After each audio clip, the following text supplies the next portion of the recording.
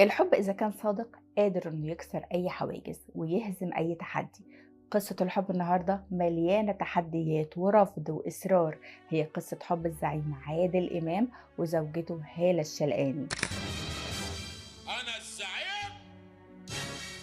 قصة بدأت بصدفة غريبة من شباك الجيران، لكنها قلبت حياتهم كلها. المفاجأة مش الزعيم اللي كان ورا القصة دي، هالة هي اللي طلبت إيده، وهو كان ضد فكرة الجواز أصلا، لكنها ما استسلمتش وتحدت الكل واتجوزته كمان من ورا أهلها. تعالوا نعرف إيه الحكاية دي اللي كسرت كل القواعد، وإزاي الحب ده صامت بقوة لغاية النهاردة في حكاية حب مع إيمان القصاص.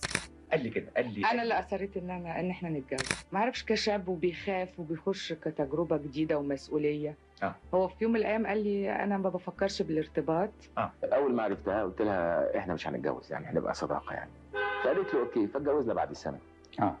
وبعدين بعد ما اتجوزنا قلت لها احنا مش هنخلف، يعني لان انا مش من من الانصار اللي احنا عشان يعني ملوش لازمه. فرحت مخلف جايب رامي.